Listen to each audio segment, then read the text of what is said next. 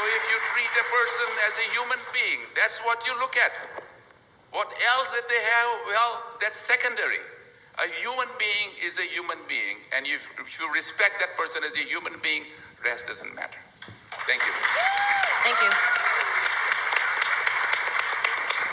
So, as we saw from Slido today, as well as history, social media is very negative towards LGBT community, but also at the same time very positive.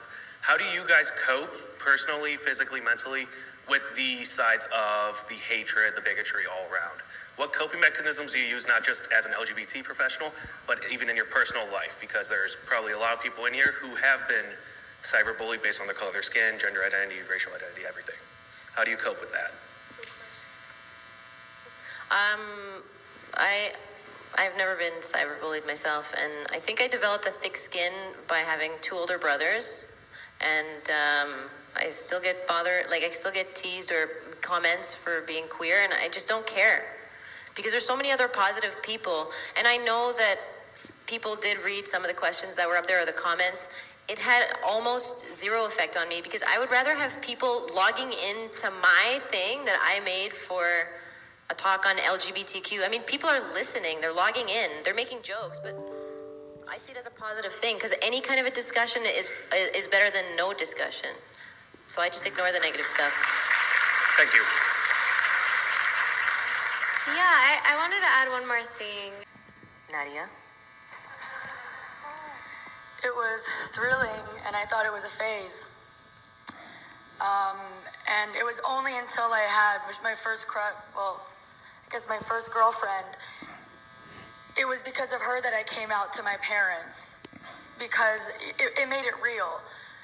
I thought, if I'm capable of loving and being sexually and romantically attracted to another woman, it is my truth. And my parents and I have a really great relationship. I'm lucky enough to have been raised in a liberal household. We're Zoroastrians, we're liberal. To be quite frank, I don't think being bisexual should affect my Zoroastrian identity in any shape or form. But it is after that, the first girlfriend it legitimized everything. And it was a stepping stone to thinking, you know what, I am capable of loving other women out there. And yeah, I told my parents and at the dinner table. It was fine. What was your first say? It seems like there's a trend. It's just yes and to everything. It's pretty simple when it comes down to it. And just to say that many people who are negative, quite possibly it might be a defense mechanism. Maybe they're going through their own hurdles and are projecting that onto you. I mean, that's the case for any kind of bully. Yeah, maybe on the Kinsey scale, they're like a 1, and they're young guys. It's so taboo for a guy to be just a teeny bit gay, because then it's like, dude, that's gay, you know? Like if they just saw that guy without a shirt on, and they were like, that guy looks good. And it's like, oh shit, gay people are the worst, and I'm gonna bully every single guy online. And they're just a 1 on the scale, they'll, and I think that it really comes from there. So I in a way, I sympathize with them. And also guys are really motivated by making other guys laugh. And I could just see that. Like I have lots of boy cousins and guys in my life, and they're so motivated by making each other laugh, whether it's politically correct or not. So a lot of it is just coming from there. And very rarely will they come say it to their face. It's behind the screen. It's much easier, especially when it's anonymous, to be cruel and unthoughtful.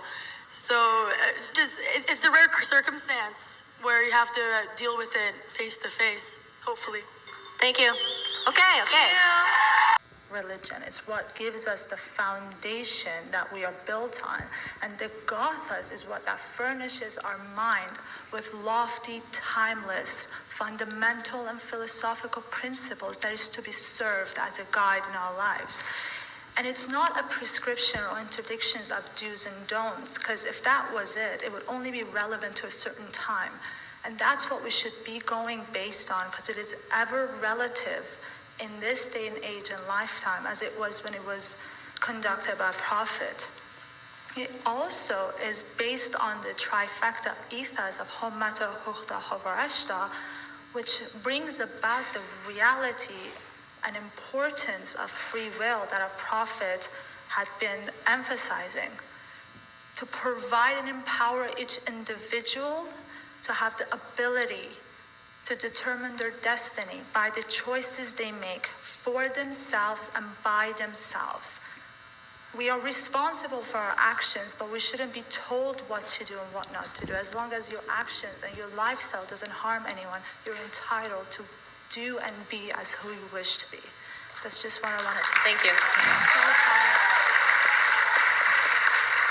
So my question is, if two lesbians decide to get married, can their children still be Zoroastrian if at least one of them is Zoroastrian? I don't know. What do you think? Zoroastrian is someone who lives by the teachings of Zarathustra. If they live by the teachings of Zarathustra, of course they're Zoroastrian. Not by the community either. I mean, if I did feel let down, that would make all of you feel bad, and that's not my intention. Because obviously, majority of you have extremely positive feedback. We had those stickers we were handing out with the whole logo. Farishta got that logo designed but 5 years ago, and now it's being distributed and it's recognized.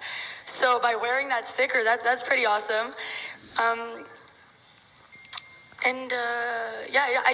I don't feel let down. Every interaction I've had has been completely has given me a lot of optimism about the future. This is like Mubin said, it is an issue of our time, and you see so many other community groups addressing it. Why can't we? Like, Zoroastrians aren't immune to the gayness. There are allies and LGBTQ folks in the audience that I hope will be encouraged to come out. Take your time coming out. It's okay. Depends on your personal social circles. Maybe they not be as vocally supportive, but if you do come out to them and they no longer want to be a friend, that's telling of how meaningful that friendship was to begin with. Yeah, but those people come around. Because my first very good friend that I came out to, she was like, oh, that's wrong, that's really wrong. And 3-4 years passed, and she eventually brought it up, and she was like, the way I behaved was really inappropriate. And those people will come around because you're still a person, you're still the same person as before. Do you have anything else to add? Should I ask another one? This is just the beginning. And to say, I hope we were able to inform you a bit, but it is very surface level. We wanted to deter from having it be too heavy, because this is, like I said, we're just starting out, we're initiating the discussion, and I don't want to deter anyone from being a part of the conversation down the road. This is just surface leveled. It's just surface leveled, and it's very subjective. But we did have some objectivity that I think it's really important to cover, just to clarify what the official stance is. Yeah. A lot of people asked, I'll just move on, 18 likes on this one. This is, how do we help others in the Zoroastrian community who might be questioning their sexuality? Nasha?